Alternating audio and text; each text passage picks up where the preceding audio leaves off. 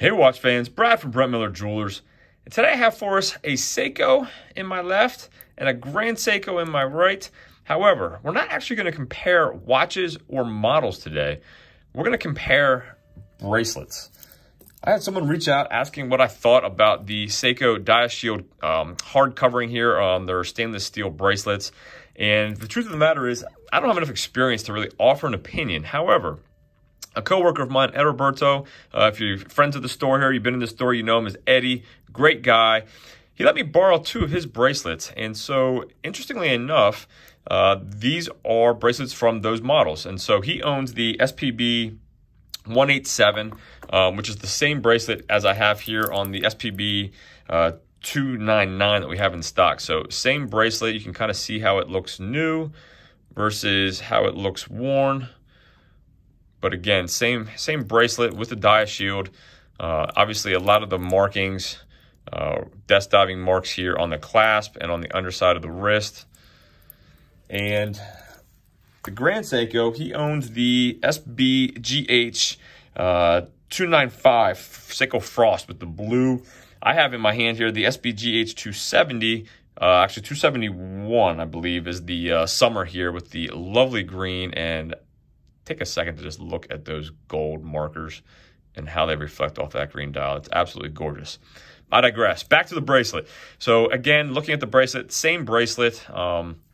Most of the markings here are from the deployant style buckle underneath, and then heavy wear. You can see here the swirlies. Again, here's new, and here is worn. I don't think he's had this quite a year yet. However, the real purpose of this was looking at the Diashield. I wanted just to look at both bracelets. The Seiko is a 20 millimeter tapering to 18 here at the last link, back up to 20 at the clasp. And the Seiko weighed 79.2 grams. And the Grand Seiko is a 21 millimeter lug width, tapering down to 18 at the deployant clasp. And again, just feels more refined in hand. So if you are comparing them, there's, as far as a fit and finish and refinement, certainly the Grand Seiko is going to win that category. But looking at the actual wear, again, he's owned these almost the same time period. He said the wear on them is very similar, wears them the same way. Just looking at the wear itself, I do feel like the Diashield on the Seiko, I'm going to pull it up. Again, listen, there are certainly swirlies here, noticeable markings from wear. But in comparison to the Grand Seiko, I don't feel like it's nearly as noticeable. And so I do think the Diashield, for what it's being advertised, again, just looking at these, comparing them side by side, I do feel like you are getting value out of that coating.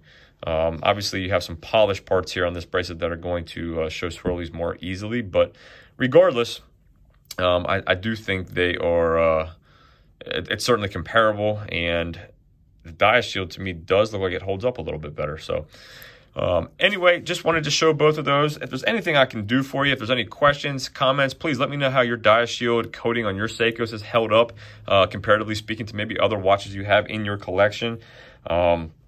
I'd love to hear what your experience is with it as well. If there's anything I can do for you, please email me, brad@brentmillertime.com. Thanks for viewing, and we'll see you in the next video.